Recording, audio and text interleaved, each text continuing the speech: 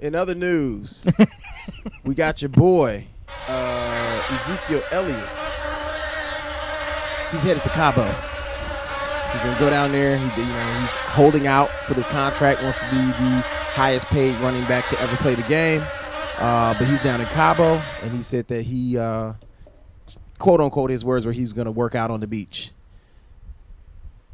I bet he is.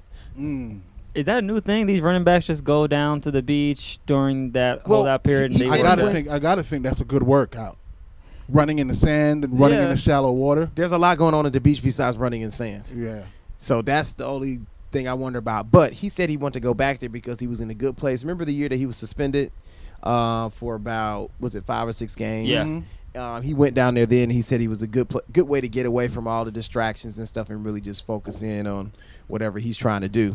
But he's kind of put himself in a little bit of a bad position because he's 2 years out from his contract being up. And, after that, you can be franchised. Yeah. All right. And then now you got other guys that are up for contracts first. Like Dak is coming up. You got the wide receiver coming up, their star wide receiver. Cooper. Their star safety. So they have all these guys that are due. And he's kind of coming at the wrong time. And Jerry Jones did an interview actually in the last couple of days where he was saying that he's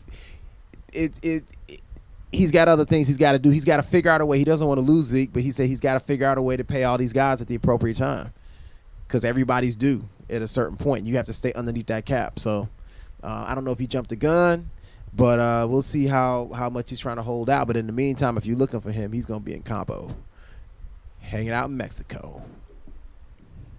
I don't think that's a good move for him. I think he should just wait another year, prove himself, because he's had so many distractions, right? Yep. See, that's a double-edged outside sword, of football. Though. It's a double-edged sword because you definitely want to get your contract before they start franchising you, right? Get your long-term deal before they start franchising you. Mm-hmm. That's number one. But on the other side of that, he really hasn't proved that he's reliable fully for them to make the commitment. To stay for a season and without problems. Right. So it goes both ways. But at the same time, every day you go out there and you don't have that long-term contract, you're risking the end of your career. You know what I mean? So I see it from his end, but I also see a reason not to give it to him. I lean a little bit more toward the Cowboys on this one. I like to see everybody get paid. I have no problem with that. I'm all about that. But yeah, the mosquito that you just killed on the desk. Yo, I put him down, son. He got dragged him out like you wrote with him. He got assassinated on the air. I saw that. I was like, I'm not letting that bite me up in here tonight. But having had so many issues off the field, like you said, he's not exactly a model citizen. Even though when he comes on the field, he still produces. He's put himself in a position that he's going to have to wait. He's going to have to wait his turn. I can see if he holds out maybe a week or two just to prove a point and say, well, next time I'm going to hold out longer. And I understand the timing like what you're saying, but he really hasn't proven, in my opinion, that he's completely dependable and that he's 100% in with the team because he keeps doing things that mess him up.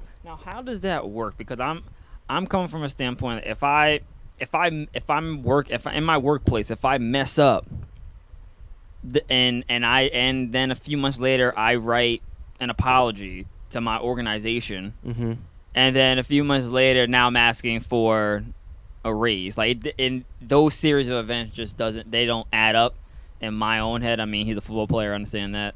Unless you're really good, right? Unless you have. If you're the best in the building, you get away with that kind of stuff. And I can see him getting away with this. However, yeah, he is. He's really good. So I think he has a position to ask for those things, but he really hadn't been the model citizen. Yeah.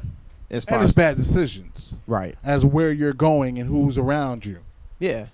It's nothing crazy, but you can't just continue to end up in bad luck. If I'm Jerry Jones, I'm just going to ask him, hey, 1 year, I just need you to just stay clean, and I'll pay you.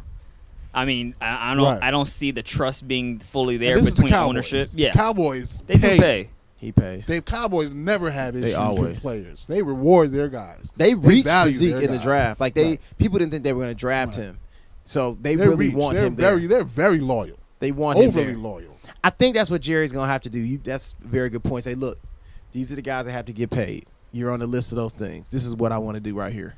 Yeah. This is where you fit. Next year is your year, or this year is your year, and then you kind of go from there.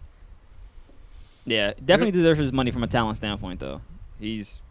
I have heard there. Before we move on, because this issue is being brought up, and I don't see so much NFL offseason things going on. So I think this is like the highlight right now for this week and next week. Yeah. But because this is brought up, people are starting to say that Zeke is the best running back in the NFL, and I think it could be. Okay, they're Cowboy fans. I think it could be debated a little bit because I just don't think it's like a clear cut.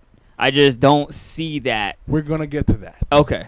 All We'll right, cool. definitely get to that, and then we can figure that out. I gotta tell you this though, if you look at the numbers, even with the games that he was out and the production, tops in the league.